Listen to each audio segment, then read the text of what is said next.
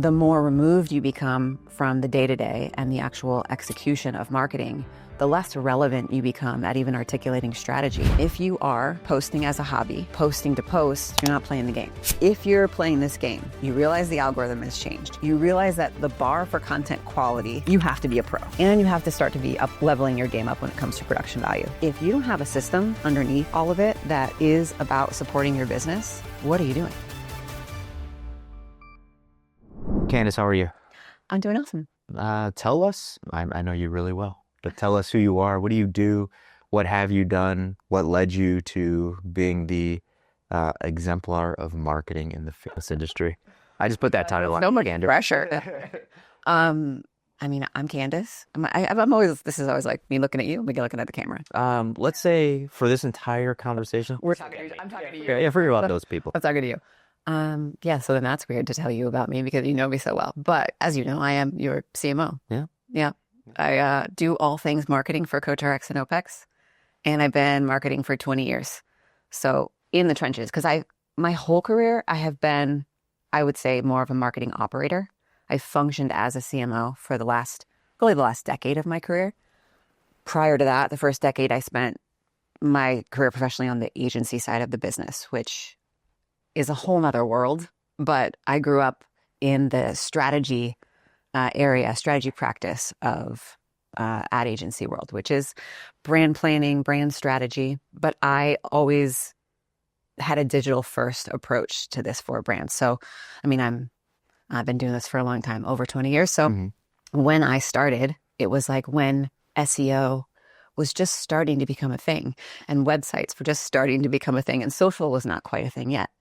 So a lot of my career had been creating new practices for companies to market in the digital world. What does that mean? Well, they had to learn how to build websites. They had to learn how to optimize those websites. They had to learn how to do paid advertising to their websites. Then they had to learn content and social. And so that's where I spent a lot of the first decade of my career. And then I ended up going brand side because I love fitness and I wanted to do the thing I love, which is marketing, but applied to fitness brands and fitness businesses. And I landed at bodybuilding.com and I was there for a lot of years and loved my time there. And then shortly after my time ended there, I ended up here at OPEX. Awesome. What's the difference between an operator and a CMO? Because you mentioned like you kind of split that time, and I know you've gone through seasons where you're like more so one than the other and vice versa. But what is the difference between an operator and a CMO? Yeah, I mean, I think depending on the organization size of that you're working with or for, agency side or brand side, you have very large, organizations which have a lot of hierarchy. And so the more senior you get in your career, as with anything, you elevate and you really become, from a leadership perspective, leading others who are operating versus operating yourself. And I've always felt, because digital changes so fast, the more removed you become from the day-to-day and the actual execution of marketing, the less relevant you become at even articulating strategy, because things move so quickly. And if I'm out of the trenches and content creation for even a few months, things move so fast that I feel like, wow, I have to catch up. So if I had chosen to go that path my whole career and allow me to be leading large teams, like for instance, at bodybuilding.com, my org was around 70 people, so I would have, senior managers, channel managers, and then execution. So, I'm 6 layers removed from the people actually making the marketing, like making the sauce. So that becomes very hard if you don't have great systems for communication and, reviewing a performance of data, reviewing what's working. It becomes very hard for you to know what decisions to make. I think that a lot of large brands, that's why they're so slow to move when trends pivot in marketing, because their leadership is so far removed. You're putting so much pressure on the actual execution team to communicate up why things are working and not working and then how to pivot. So I've just always chosen to be more of like a, in the trenches with the team doing the work to stay relevant. Yeah. And then smaller teams that served me well in, as my career has evolved, because obviously we keep a pretty lean team here and we've gone through ebbs and flows where we had a marketing team of 12-ish people, and now we're even smaller than that. And I'm very executional in the day-to-day, which I actually enjoy. Yeah. Sometimes it can be challenging to balance that laddering up and down of are we setting am I working on things that are setting us forward from a brand vision standpoint today and like setting us up for the long game? Or am I doing the things we need to do right now to meet our business objectives? And that's always like a fine dance, but it's a lot of fun. And I feel like you don't get bored that way. I think I would get really bored if I was just sitting up here, pie in the sky, like all the things I want us to do, but not actually getting to do them. Candace sitting on her throne. Yeah. So I think, to kind of frame this conversation, we're going to talk about how a fitness coach ought to market themselves in 2025. And I think your perspective is super interesting because you've led really large teams, under a larger organization. You've run your own stuff. You're now helping a lot of coaches kind of orientate their minds around building their own, I don't want to call it brands, but like getting themselves out there, right? Started to talk about how they should market themselves. And I think some of these conversations are going kind of counter to, or some of your advice is going counter to typical marketing advice, right? Or like how to build a social media account, right? So I just want to kind of riff back and forth and just talk about today. How do you think a coach should be marketing themselves in 2025? So I'm just going to toss that over to you. And you kind of take that, however you want. Yeah, it's a big question. There's so much to cover. And obviously you and I tossed around this idea before today to just think about it because you want to have like an angle and a perspective to share. And I always, because my brain goes a million miles a minute and I go deep on these things. And obviously I'm super passionate about it. So I'm obsessively learning and a student of the game as much as I'm executing in the game. And I think that's important just for anyone who wants to master their craft, right? We talk to coaches about this all the time. Like you're always aiming for mastery, but you're never quite going to get there. One of the things I think is a big paradigm shift right now is like every business owner and every marketer now really doesn't have a choice about being a creator. Like the direction of how content has gone, it's like it requires you to be talent, for your business to be relevant because people buy from people. We've always known that. We've been trying for decades to like humanize brands in really interesting ways. And now it's like there isn't a choice. If you are a founder-led brand, like, and your founder doesn't have a presence and doesn't have, isn't relevant, then people are less likely to be connected to the brand in a meaningful way. And I think that applies to the coaches that we work with, like whether we're talking about like OPEX and like our organization and you and I being visible, James being visible as a founder and how he grew OPEX for all these years, or our coaches who, some of them are parts of larger organizations of coaches and some of them are independent coaches with their own practice. And they are the face of their business with the clients that they're interacting with every single day. And they are also required to be the public face of their marketing. So that's not really different, but I think the intensity of taking on that role, I think is it's like now it's not a choice. Now it's something that you have to do. And I think one of the reasons when we started the CoachRx podcast network, I was like, what can I do to like actually get in and help coaches in a more meaningful way, like personally, right? Because I'm typically more behind the scenes at our business, unless it's like, hey, we're shooting something for one of our courses that is like very marketing specific, then I'll get in and do that. But I was excited about the opportunity to create something for the coaches that helped them have a roadmap or, just someone to bounce ideas off of and give them more clear strategic and tactical execution direction so that they could have success because they're all so brilliant. They're all so amazing with their clients, the amount of clients' lives that they impact. It's like phenomenal to witness that when they don't have the success that I think that they want and I want for them, I almost get frustrated for them. So that's kind of the reason behind me creating the Marketing for Fitness Coaches podcast. And what I've been doing in every episode is really just giving them a blueprint for marketing to be sustainable for them to say like, I can step into this role as like CMO or creative strategist or brand builder of my business. And I can build a system for myself that allows me to market and create content in a way that feels like authentic to who they are, but also sustainable for them and it's not burning them out. So literally that's my goal with every episode is to just be helpful and to help them think about these things in a different way. And so I guess what's different now is like, Can I stop you yeah, on the creator piece? So, we'll say like, that's your first point, right? Like you have to actually be a creator, in your own marketing. Like you have to be human led, I guess is kind of what you're getting at there.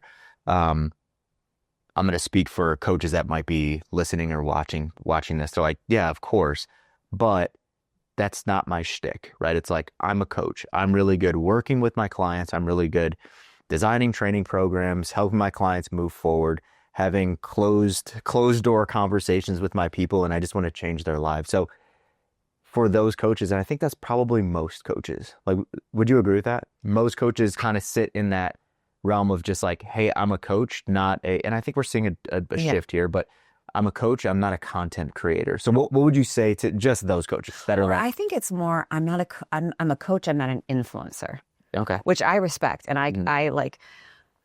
I do think that, What do you think is the difference between a coach and an influencer? so in my perspective, an influencer is someone who gets paid to produce content that gets as many eyeballs on it as possible, right? Content that goes viral. That's what the role of an influencer is. And so they're paid to create content that reaches the masses, that appeals to the masses. Unfortunately, with like all things in human nature and the internet, people take that and their own personalities and their own motives and forms of expression come out, and they maybe communicate things that aren't accurate or that our coaches feel are not the best sources of information for clients to be receiving. And unfortunately, that makes coaches' jobs more challenging when they're trying to educate clients on like core principles that are sustainable fitness rules. And I understand that. But I don't think that means they're not creators, because I mean, what is our like founding mantra as OPEX, teach, learn, move, create, right? Like they're creating through program design every single day. They're all the interactions they have with their clients are content.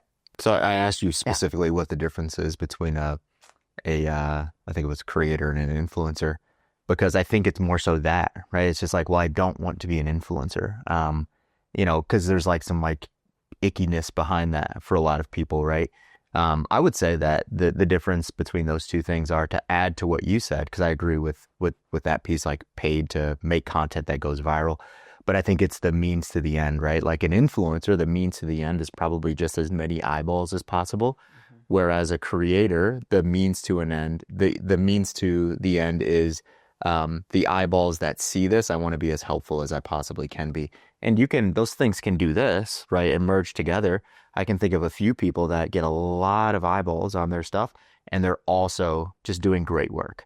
Yeah. You know what I mean? So like, I would say that those people are like, great creators. I wouldn't call those individuals influencers, right? Yeah. I mean, the lenses are the world's so blurry. And like, I think like 5 years ago, it was like a badge of honor to call yourself an influencer. And that's the job that young kids wanted. And now it's like they're offended by that and they want to be a creator. I think whatever lens like helps you say like, okay, like I am now producing content that I believe in, Mm. that I know is not just going to be like valuable in like the casual sense of valuable, but like someone's going to walk away from what they just consumed that I made and like be able to go do something with it. So Right? what's good Like content? walk away value. What's good content? I think content that has that high impact, like walk away value. Mm-hmm. Like someone could like put their phone down and they just listen to one of your episodes, and they can go make changes in the way that they're designing programs and interacting with their clients because of something they just heard you say. Mm-hmm. They're going to think differently. They're going to be more reflective. But yeah, they don't have to actually like purchase something or go down any marketing funnel to have value from the experience. Yeah. So I'm gonna keep digging into that, Yeah. because let's not talk about good content that I might be able to create. Let's say I'm a coach, and then we'll go, as we go through this conversation, this will be kind of our avatar, right? Yeah. I'm a coach. I've been doing this for 3 years. I'm fired up to coach people and change their lives. I have 25 clients. When I got started after my first year, I hit 20, and I've just been kind of stagnant, right? So what should this coach, and I don't need to get like super specific, like this is exactly what they need to create, yeah. but what kind of content should that, novice-ish intermediate coach that has some experience, they might have some good things to share. They've had really good success. They've coached, 25 people over the last 3 years. Like what kind of content is that person creating? Like what would Yeah. be beneficial content for that coach to I create? think let's start with what they shouldn't be doing because that's a little easier. Because I think it's like if you frame the rules, and I know I wanted to talk to you today about like specifically new rules of this game because I think a lot of people are just playing the wrong game right now. But it's easier for us to look at things that are probably pretty common in content creation and say like that's probably not what we should be focused on doing. The first thing I think is making it about you. And I think it's a mistake a lot of coaches make because one, it's probably easier to just like you hear over the years like document, don't create, right? Big Gary V thing. Well, if you were creating content to inspire other coaches trying to take on your career path, it's probably like a very smart play. But if your goal is to connect with clients that you want to coach, like it's not about you, it's about them. It's about the things that they're struggling with. And you like that walk away value that I was mentioning of what makes good content. It's like, could they watch the video that you're releasing and be able to go make a change in their life and actually see some impact from it and then connect that value to you, right? And then be like, oh, every time I watch one of Carl's videos, I learn something, I apply it, I actually feel a difference. And so then that builds trust. Yep. Right. So I think a big mistake is making your content about you and not about the client on the end, the pain point that they're experiencing and like giving them something of value that they could walk away and go implement and like see a difference in their life. And another mistake is like talking too technical. People like coaches want to like impress other coaches, like being a walking thesaurus of body parts and movement language and all these things. But like most clients are just not going to connect with that. So like using language that connects with them. And maybe this will sort of flip back to some of the new rules of content creation that I wanted to hit with you because so if we go back a decade ago, like you built a following, your following over time got to know you, which built trust and familiarity. And then it's like, oh, when they saw your piece of content in their feed, they might give it a shot because they knew you.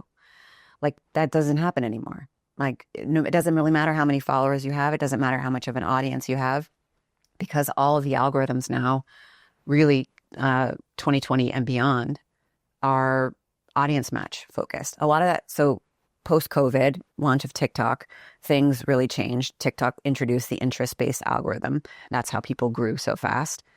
And then slowly thereafter, every other platform adopted. But I think Instagram and Meta in general were the latest. So 2020 was like really when they started kind of implementing these changes.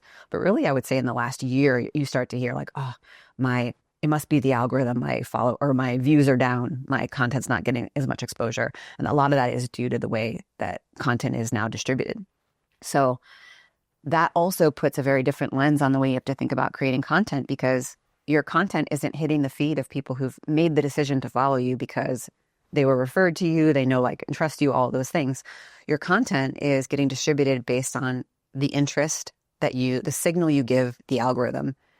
And so there's two perspectives of this. One is as a content creator now, your content is being put in front of cold audiences who don't know you, don't have any reason to listen to you, don't have any reason to care about what you have to say. And that puts pressure on your content because their attention span is maybe to give you 3 seconds. And if in that 3 seconds, you can't communicate that there's something of value for them in the specific need or interest that they have at that point in time, they scroll right past and your content is just like wasted, right? So there's that perspective. But then also, if you're not intentional and consistent, if there's not like a really common through line in all of the content that you're producing every single day over time, the algorithm doesn't know who to distribute your content to. So your views might go down because it's like very confused. Like let's say one day you're posting your own training. The next day you're posting like some very scientific tip about program design. And then the next day you're talking about, a client situation and a fat loss recommendation. Like the algorithm's just like, whoa, I don't know what this coach, what his mission is, what his purpose is, what his values are. I don't know who to put this content. How does the algorithm know the difference between those 3 types of posts that you just talked about?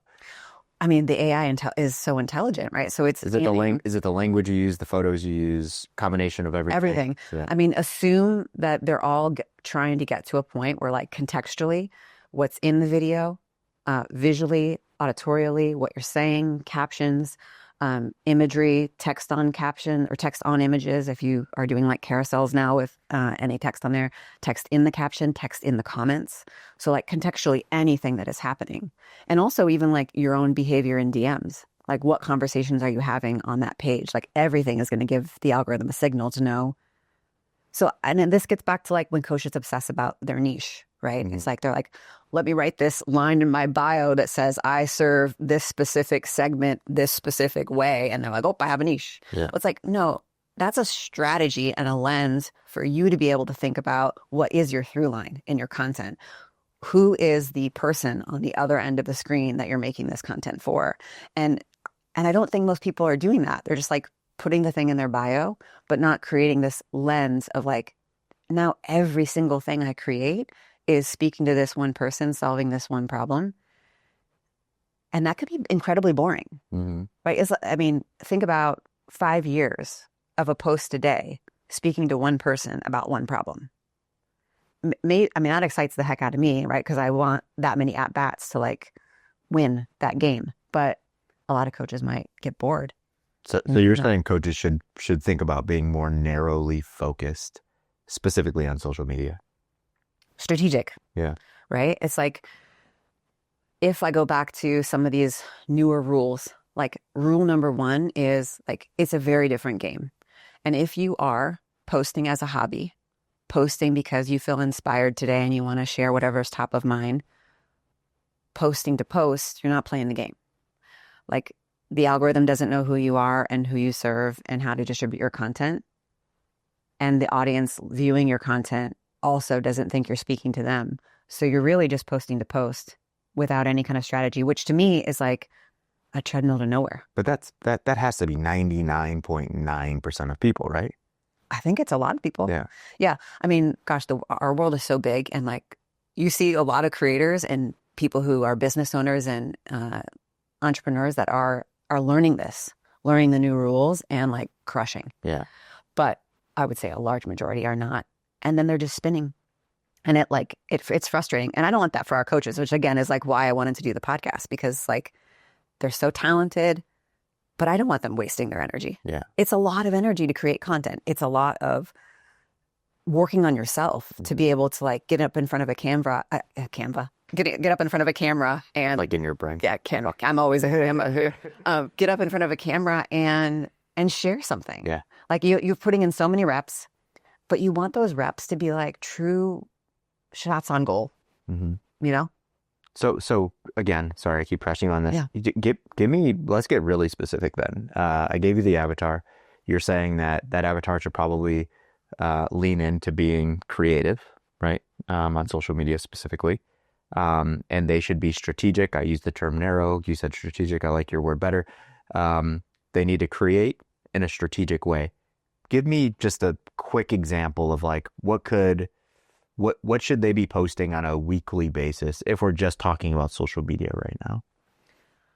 Gosh. And their goal, I'll give you 5 more seconds to think about it. Their goal is to make themselves known more in their community from a general population client lens. Like they're not trying to impress coaches and all that stuff. They're like, I want to be the guy, the girl here in my community coaching these people and having great success. I think, okay, so if we're accepting rule 1 that like the content distribution is different, and you have to like raise your hand and say, okay, I'm willing to play the game. I'm willing to not just post to post. I want to be strategic because I want to be able to acquire clients through digital marketing. So I'm going to play this game, which means I am going to find a way to create a moat for myself, which is like, I'm going to differentiate in some way. Now, you could use the niche strategy to do that. Fitness is like a very large category of content to be focused on. So you need to go deeper than fitness.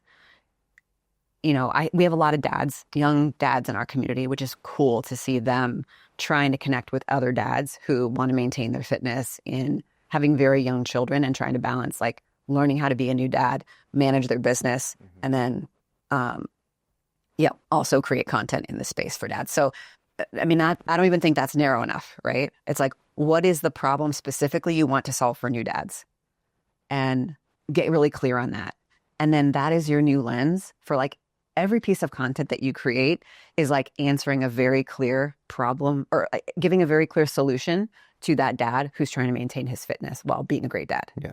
You know, and all the obsess about all the rabbit holes and the ways that you could attack content around that.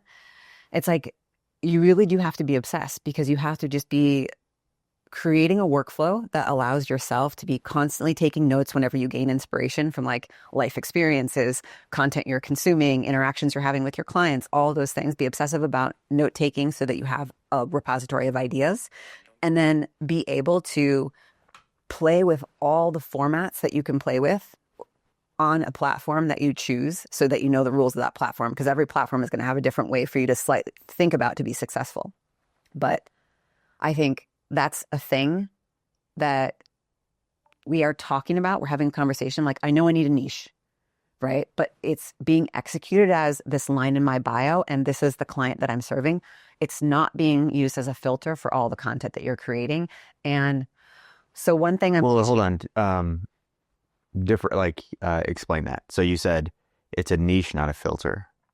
I'm saying like, I think our coaches are starting to understand I need a niche, right? They've heard this for 10 years now. So they're like, I help young dads who want to stay fit, be awesome dads and be fit. Yeah. Right. And that's like their bio statement. And in some cases, they're trying once or twice to create a post or a video that might help maybe says that more clearly, right? But they're not saying, all right, let me make a list of 100 challenges a new dad trying to maintain his fitness experiences, and let me create every possible piece of content that I can think of that solves all 100 of those problems. And let me create this like bingeable content library that answers all those questions for that new dad. So one of the things that I'm teaching the coaches in the podcast, which brings me to like rule number 2, if we want to go extend into there. I want to say something really quick. This has nothing to do with coaching. You said bingeable. Have you heard of he's a YouTuber, storyteller. I think he started on TikTok. His name is Mr. Baldwin. Have you heard of this guy? I have not. This guy is this dude literally, he's like an ex-Navy SEAL. Yeah. You wouldn't know it by like listening to his YouTube channel. He mentions it sometimes. I found this guy like a couple weeks ago. I went down this rabbit hole of, don't ask me how I went down this rabbit hole, but I went down this rabbit hole of listening to interviews of people that have gotten attacked by grizzly bears. Very specific. Yeah. So I went down this rabbit hole because it was just so fascinating. I'm like, gosh, like how did they get out of that situation? Anyway, I was like my 20th video in over like a week, and I come across this guy, and he literally just sits in front of his camera like this, and he just tells stories, like all kinds of stories. The story I ran across was like a bear story, and I'm like, this is interesting. And I was like, when I first saw it, I was like, this looks corny, cheap. Some dude standing in front of sitting in front of a green screen, and he's just like using his hands and telling you a story. And I got like 1 minute in, I was like, this is pretty interesting. And he has like, I don't even know how many videos he has on his YouTube channel. I've probably watched like 20 over the past couple of weeks. But I think he has like thousands of these where it's like 15, 20, 25 minutes. And all he does is just tell stories, like true stories of things that have happened, like horror stories, bear attacks, UFO sight, like weird stories. But this guy did that, right? Like you could tell how he got there. He's like, okay, I'm going to create this niche where I'm just going to sit in front of a camera and I'm going to be really engaging as I speak. And I'm going to tell stories better than anyone. And this guy just like started this, and one of his videos went like super viral, and he's like, oh, I need to like do this. And then he's like, I'm gonna do it every single day. Yeah. And he was on a podcast, and he was talking about how much time it took him to start. He was like, it was brutal. He's like, I made a commitment to do one story a day for 30 days. Maybe it was more, but I think it was 30 days. And he's like, it took so long to write the scripts for all the stories, to do the research for all the stories. But he's like, I just made this commitment to do it. And it was something bonkers where he went from like 0 subscribers on YouTube to like 1.5 million in like 30 days, because he was like, I'm just going to commit to this and I'm going to be unbelievably consistent. And the way that I tell these stories, what kinds of stories I'm telling, my intro, my outro, the whole thing. And now this guy's like now I'm getting things of him like on tour, just like telling stories and like at like comedy clubs and stuff like that. Just insane. And I look at the guy and I'm like, this guy has 11 million subscribers on YouTube. But anyway, it made me think of that when you said that. No, I mean, that's interesting. Like, so Mr. Ballin, like best YouTube channel I've ever run across. but think about, like, there's so many different learnings from that scenario. So like, one, storytelling, I don't know the exact like science behind it, but there is like literature that communicates that people remember information delivered through a story more than they remember facts and stats delivered. Right? So like, whatever the lessons he's teaching, the fact that he's committing to storytelling, it's going to connect more with people, and they're going to remember what they learned from watching his show. And you know what you're going to get when you go back to him. You know what you're going to get. There's a consistent format. If you like it, you're all in. Mm-hmm. If you don't like it, you're onto something else. But then the bar that he set for himself, like, I'm going to do this for 30 days, it's not something that everyone can go repeat, right? So like, I mean, Mr. Beast says this all the time, right? If you want videos to have more reach, you got to do things that no one has ever done before. You got to create things that have never been created before. You got to let people experience things they've never experienced before. So he's committed to doing that, and he's created like a moat around that particular area for the next person to come and do it better and faster. They have more effort to achieve, right? Versus like with all the AI slop that's on the internet right now, and you're just talking about fitness. Well, anyone can just type into ChatGPT, like, tell me some tips for exercise, and anyone could talk about fitness. Yeah. So the bar for yourself has to be better than that. And the measure at which you say like content that's good, not only does it have to give someone that walk away value that I was mentioning, but it's like, is it something that like someone would actually share with a peer? Because that's no longer a cold share. Like, if the algorithms are changing this way and your content is being constantly exposed to people who don't know you and don't care about you, and it has a lot of heavy lifting to do, if you send me something, I'm likely going to watch it because you're pre-approving it and saying like, Candace, I think this is valuable for you. Like, please watch it. Yeah. So that's a good filter for you to put yourself through. Is my content good enough that like someone is going to not only have that walk away value, but they're also going to share it with someone else? Yeah. Reminds me of every time I go to Instagram, I have like 1 to 5 messages from Janice of an Instagram reel that she asked me to watch. I think all wives do that. And it's always making fun of one of my behaviors. But let me go back to that. So rule number 2, because it has to do with content and being good. There's obviously, I mean, from a formats perspective, you're talking like there's video, there's audio, and there's written, and then there's hybrids. And I'm very much encouraging all of our coaches to go video first. I know that it's like an intimidation factor. You got to put in the reps and get over yourself, right? To just be able to like not care about how smart you sound and how good you look and all those things. Like, that is a barrier to entry. But if you just put in the reps and you get over it, video has the highest impact for a lot of reasons. It's face-to-face time with people. It's going to build trust the fastest. It also allows you to clip and repurpose way more effectively for other channels and short form than other formats. But when it comes to content types, you've got short form and long form.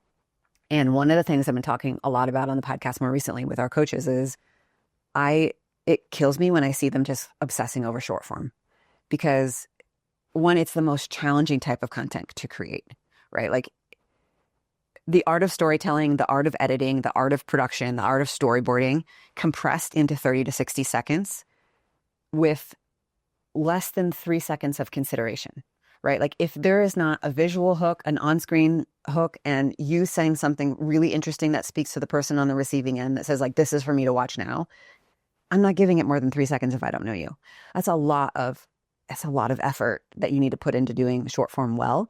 So everyone's like, oh, reels are where all the attention is. I need to spend time doing this. And so, of course, people think, oh, I need to do that as a marketer. If I'm a coach marketing my business, I've got to create short form. But one of the things I shared with them is like, again, through research, there's the rule of like how people establish friendships is like spending over 7 hours with someone, right? That's 840 60-second reels, assuming someone is actually watching all 60 seconds, which we know they're watching 3. How many, is someone going to watch 840 of your reels to be able to say like, I like this guy, I trust this guy, I want him to coach me, or I want to know how I can get to know more about his coaching? Probably not. So like, I would rather them be more thoughtful about creating long format content in a smart way with a lot of value, and then finding interesting ways to clip and repurpose that piece of long form for a lot of reasons. Like, they also can give that long form piece of content that they dedicate time to a lot more promotional attention, because what happens is you create short form, it lives for 24 hours and it's gone and no one finds it again and sees it. Instagram is working on being searchable and indexing other content, but it's not very effective, and no one's really using search anymore because they're using ChatGPT. So like, even if they do that, that content is gone in 24 hours. Long form content, especially if it's like YouTube or a podcast and you've embedded it into your site on a blog or something along those lines, it has some life to it. It's going to live for months and years and serve your business. But it also allows, there's less pressure on the production value and the entertainment value that has to go into long form content, because most people are multitasking. Now, I think that this is changing because now YouTube's #1 streaming app on TVs. So you're now competing with like Netflix at night or over dinner. That's another, like, your content has to be really good if you want to take over that time in someone's mind. But like, when a woman's cleaning the house, when we're at the gym, when we're going to the grocery store, I don't know about you, but I'm always listening to a podcast or something. I mean, I'm like a hyper learner, hyper consumer, so I might be abnormal there, but that's time spent with the person in your ear. And it's accepted that the production quality is not the priority. The value of the information being communicated is the priority. Our coaches are teachers. They educate all day long. So if they are playing to their strengths and they're putting that effort into long form content, and now the challenge becomes, how do I get people to know about my long form content? Well, you have a book of business that you're serving, that your clients love you and respect you and want more from you all the time. So if your content is this bingeable library of answers to every question they ever ask, and they know that they can subscribe to your YouTube channel or listen to your podcast and just constantly be learning whenever they have downtime, and they hear something that's such walk-away value that they want to send it to their best friend because it was so helpful. It's like, that's no longer a cold audience, that's a warm share. It has the ability to grow from that perspective. So a lot of what I'm talking to coaches about on the podcast when it relates to that second rule that I'm telling you about is like, the content game has changed, and you got to think about long form and short form and the benefits and the roles of each and how to use each strategically. Is let's put effort into creating one piece of high value content a week that is long form. And then in your daily posts, just clipping and repurposing against that weekly anchor in a smart way and driving all of your traffic all week long to that weekly anchor. And then letting that weekly anchor be so high value that it's the invite to your lead magnet that is the next step for someone to take. And then it's like, you can nurture the relationship to a consult or to a direct sign up from email. But no one wants to be sold to in organic content. Like, people can sniff that out in a second when they're scrolling, right? That's going to like take their 3 seconds of attention they might be giving you to like a half a second if they feel like you're selling them, right? So yeah, that's kind of the model that I'm talking coaches through, is like, okay, understand that the algorithm is different. You have to be strategic about the content that you are creating. It has to have a very consistent through line. You have to know who you're speaking to. You have to solve problems. Well, that's actually a huge opportunity, because what are you good at? Teaching. So create this bingeable library of long form content that really gives a ton of value and answers every single possible question any client could ever have, one a week. Then clip it. Be smart about how you drive traffic to it all week long. Get really good about providing even more value in a lead mag that you can consistently drive to off your weekly anchor. And then nurture those relationships to a sale, right? Like, create the system, which is the third rule I wanted to talk to you about. It's like, if you're playing this game, You realize the algorithm has changed. You realize that the bar for content quality is set. You have to be a pro. You cannot just like wing it anymore. You've got to be very strategic. You've got to create great content. It has to have immense value. And you have to start to be up leveling your game up when it comes to production value because of who you're competing against now. The third thing is, if you don't have a system underneath all of it that is about supporting your business, what are you doing? Mm-hmm. You know? So that's the thing. I'm like, it's not that complicated when you uncover that the game is different and that you need to consider all these things, but it's a lot. And it's like, for me, I'm like, this is a game I love playing. I love playing it for us on the CoachRx side. I am not good at a lot of these things, right? Like, again, I'm a marketing operator, but I am not a creator. So I'm learning how to be a creator through the way of like creating this podcast for the coaches. But, yeah, I love it. I'm excited about being able to like share these little nuggets that just make them short episodes that they can consume in 10 minutes in a week and be like, oh, I need to think differently about the content I'm creating this week. Oh, I need to actually not create social content this week and like build a lead magnet and put a lot of effort into making a lead magnet that is so valuable that any client that downloads that lead magnet, it's going to change their life. You know, I know. So that's like, those are the 3 rules. I think they're really different. Yeah, that's a lot. It's a lot, but it's simple, right? Yeah. So bringing it back to this imaginary made up avatar that we talked about.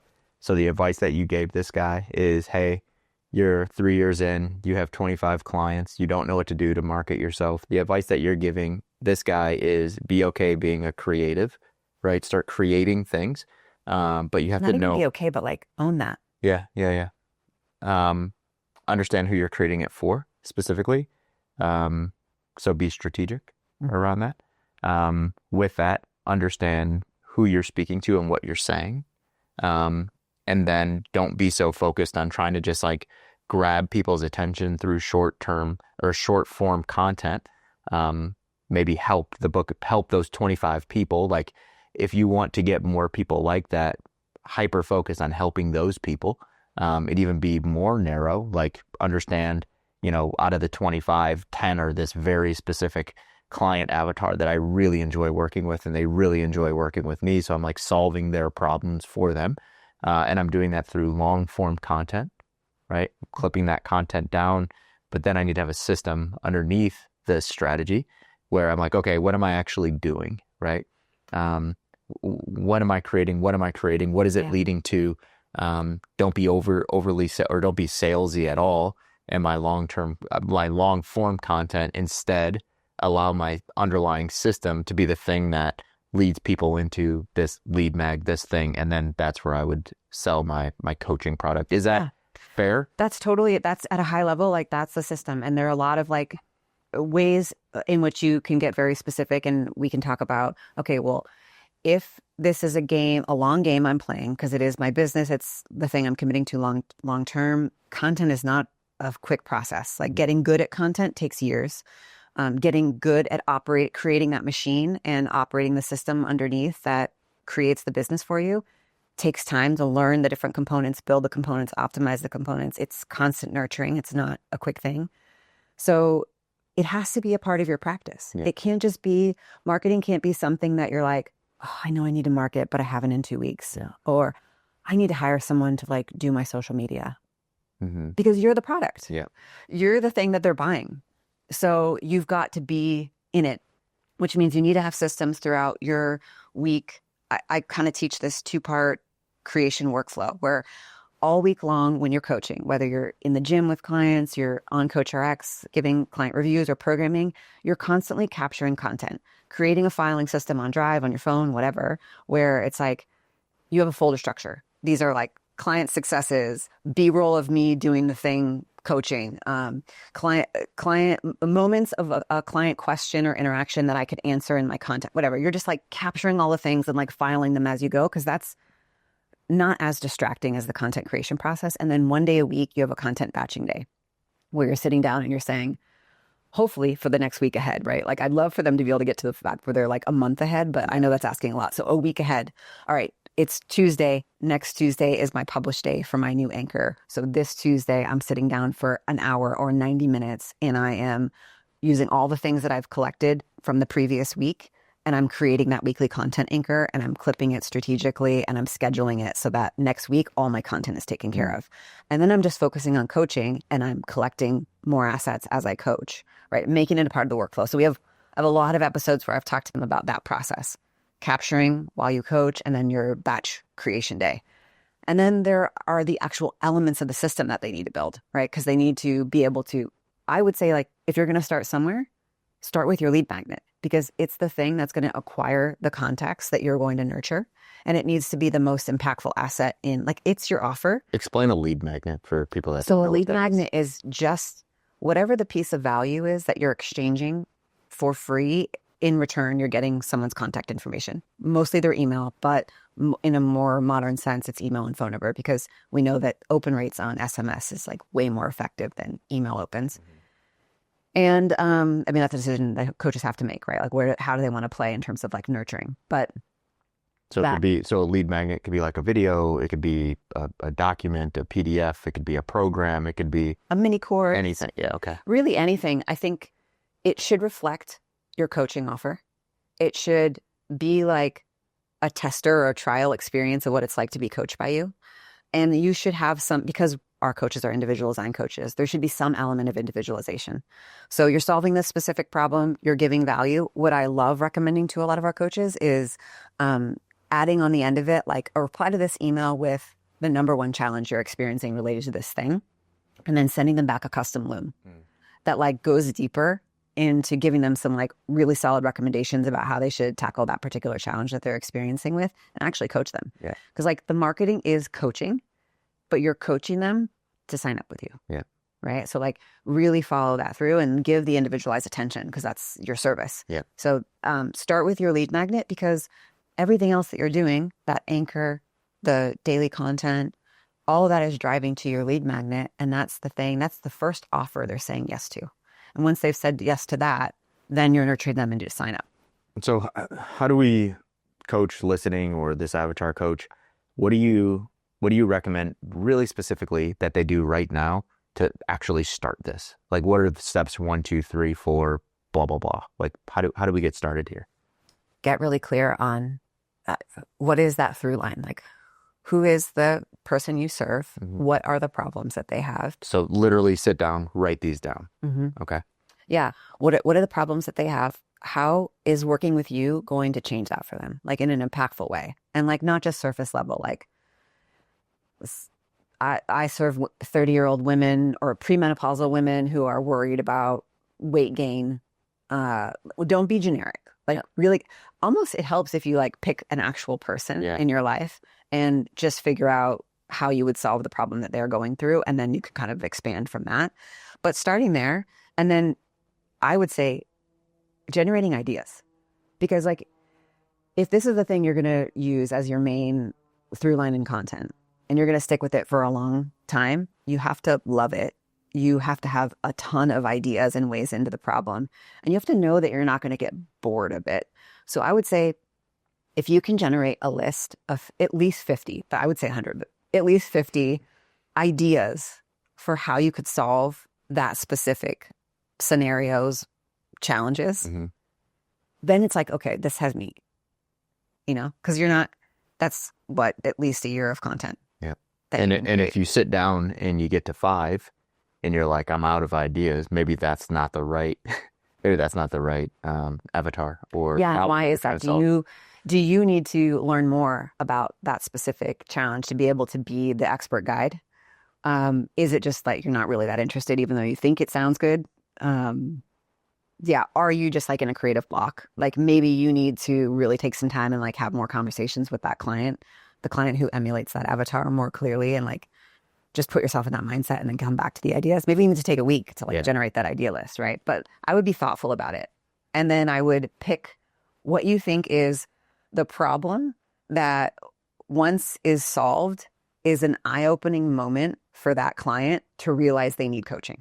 You know what I mean? And make that your lead magnet, and spend time really building out a very impactful lead magnet that is almost like you're nervous to publish it because you think it's giving away too much for free. A lead magnet before you start actually creating content before 100%. lead magnet. Lead magnet first. Okay. Lead magnet first, because you want to build that system. That's the underlying mechanism for how you're going to acquire clients. Mm-hmm.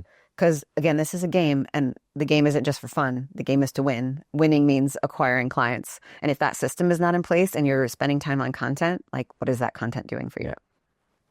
Love it. That's pretty simple. Well, it's simple, not easy. It's I should even say not easy. It's just, it takes time, right? Like, you got to invest some time into that. That's a decent amount of work, right? Like, sitting that, I think the ideation of the problems that you're solving it's a lot of work, but I do think I know that's time well spent, because even in that process, right, there's probably some inspiration happening. There's probably some realizations happening. To your point, it's like, that's going to kind of pressure test, is this my thing or is this not my thing? Because if you don't have, and I think you're probably saying 100 for a very specific reason, because that's going to let you know. Stretch your brain. Yeah, it's going to let you know, like, is this your thing or not? Yeah. You know? So yeah, that was super helpful. Yeah. Super helpful. I like it. And I think it requires you to, like, you don't want, I just did an episode on what I'm calling vibe marketing, just ripping off the vibe coaching article that we put up on the site a few weeks ago. And it's like, okay, the system is in place, but then, like, your personality, your story, your specific angle on the message and the answers is the vibe that you're communicating. And I really think that's the fun part for coaches, especially coaches who love that creative angle. So not everyone loves it, right? Yeah. But I've had some really interesting conversations. Like, I hope Brandon Gallagher doesn't mind if I share this, because often I've made myself very available to the coaches that are in our community that want help with this. I've said, like, if you're stuck, reach out. Like, I'll jump on a call with you. We'll be in DMs. We'll figure it out together, right? Brandon is so interesting. He's one of our coaches that works with a lot of UFC fighters. But he is kind of pulling back from training and coaching those elite athletes. And he really enjoys helping, like, everyday people who just have the motivation to achieve something that they maybe are a little nervous to say they want to achieve. And that feeling of, like, winning and accomplishment is what's driving him more. So as we started to work through some conversations about how can he position himself differently? What is his through line? It became about setting a very specific goal to achieve and create or manufacture the motivation that you need to make a life change. And then through that process, learning the things that make that life change sustainable. And he's got a really unique set of experiences in how he's structured this process for fighters going into fight camps, right? Like, they have to pick 10 weeks, 12 weeks, 13 weeks, and they have a fight, and they have to be ready on that date. So everything in their life changes from the moment they accept the fight and enter fight camp to the moment they are in the fight. All of their mind and motivation is focused on winning that fight. And I think he's got a very cool perspective on how that process can create sustainable change for people, and, like, force them to go a little too far, maybe, to then be able to dial it back. So we were able to come up with some really cool angles that he's now taking in and creating a lead magnet around, and then really starting to position all of his content around, that makes him not sound the same as every other coach. You know, and I think that's the fun part, because no one wants to just, like, say the same 15 things or 20 things that everyone is saying. So, you know, the principles, and we want the coaches to communicate principle-based education, but there's only one you. So what life experiences, what points of view do you have where it is going to break through and connect with someone on a deeper level, and they're going to associate you with that very specific point of view?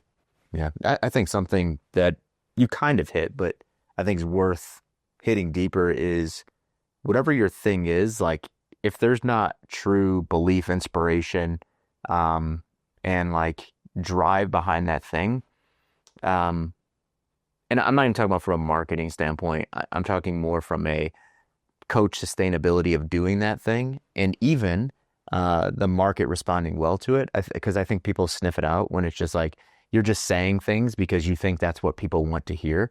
I think that there's something really special, and, you know, you're hitting this with Brandon. I think there's something really special when someone really cares about that thing. You know what I mean? It's like, no, this is my thing. Not that I'm the best in the world at this thing, but I want to master this thing. I want to be the best in the world at this thing. It's motivating and driving to help people figure out or solve this problem that's related to this thing.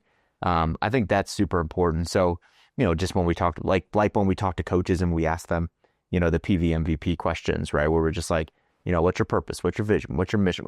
And sometimes, most of the time, they tell you what you want to hear, right? What they think you want to hear, right? Where it's like, it's so clear that it's like rehearsed, right? Where it's just like, oh no, like, I want to do this with clients and I want everyone to live a larger life and blah, blah, blah. And it's like, cool, but what does that actually mean to you specifically? Because I think you just probably heard someone else say that. Yeah.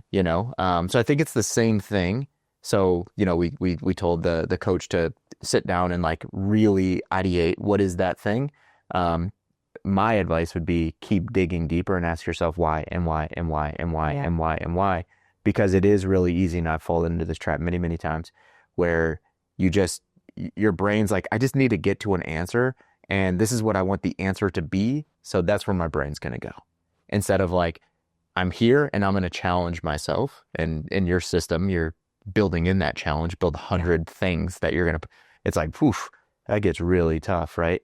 So that's the one thing that really stuck out to me around that niche or that strategy is, man, you better really, really care about that thing. And if there's nothing you care that deeply about, you gotta find it.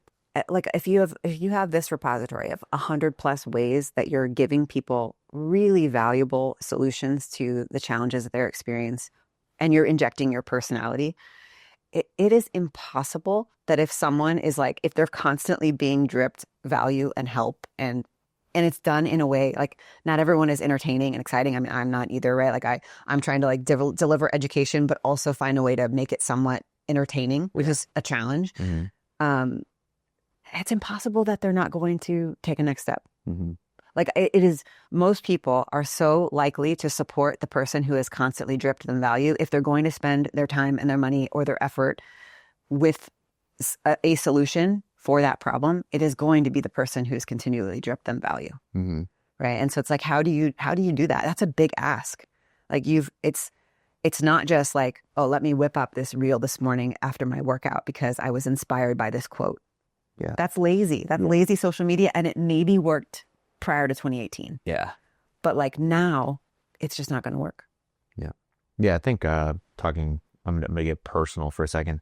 I think an issue with me around social media for many, many years and still to this day is I always feel a little grimy, right? Where it's just like, because social media, not by definition, but by its essence, is saying, look at me. Even if you're like, well, look at the success of this person that I helped, right? Ultimately, it goes back to you, right? And I'm not saying that that's a great characteristic, but if you have a coach that falls into that more like, I don't want to put myself on a pedestal, I want to try to intentionally be humble and all of that, like, how do they approach social media without feeling that like ick? And I know you're probably going to go to perspective, but like, what would your advice be to a coach like that? Gosh, this is my husband to a T. Yeah. Like despises social media and like, even getting him to like post training footage or something because I know he needs to do that to support his business is a challenge. To be fair, the guy squats like 700 pounds. So even if he just always posts a rep of him squatting, it's like, that's pretty dang cool. But he doesn't, he's like, and he also has this perspective too of like, why am I going to give all this knowledge and time and energy for free to the internet when I have paying clients that I want to serve and support and that they deserve my time and attention?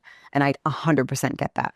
But growth comes from that investment, right? So it's like that balance. But I think the more you can, again, not make it about you and make it about them. Now, you still have to show up on camera. But again, if you're having that lens of, it's not about me, it's about them. It's not about what I look like today. It's not about how smart I sound. It's not about how prepared I am. It's like, truly, where is my heart? What is my intention with what I'm sharing? And like, yes, it is a little bit about you because you have to show up on camera and like deliver this message and put it out there.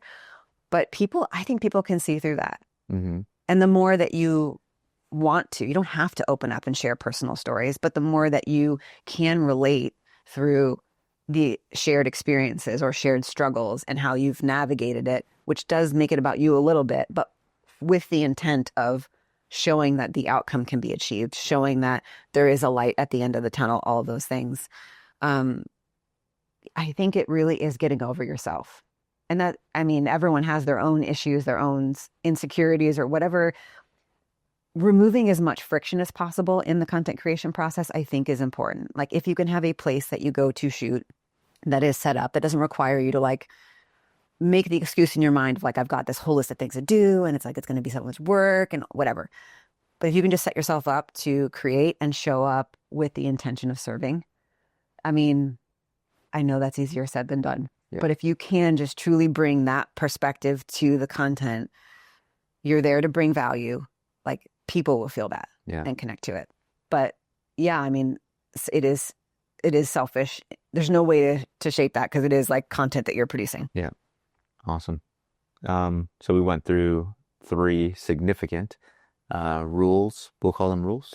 Yeah. I don't want to say they're the only 3, but I think they're like three important rules. 3 bigger shifts that have happened over the last 5-ish years that people are slow to adopt change, right? That just they require you to level up. Like, you have to treat marketing your practice. If you're an independent coach that's building a business, like, you have to treat it, you're a pro.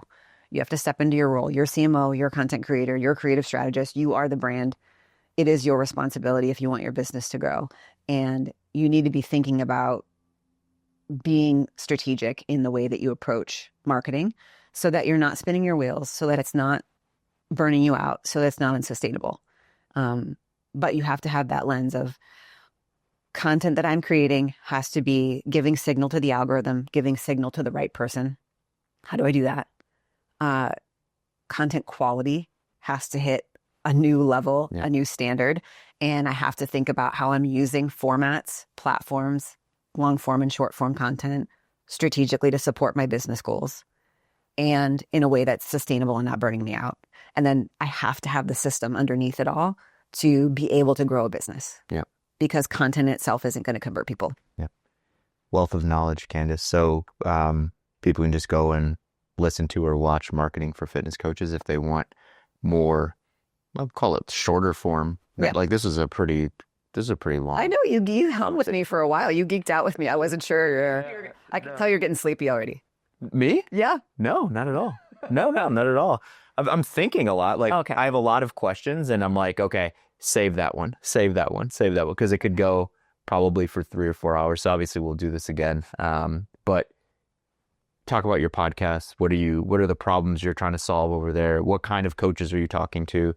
Who is your podcast a good listen for? Yeah. Well, I was very passionate about creating the CoachRx podcast network because we have so many brilliant minds in our community, coaches already producing smart content.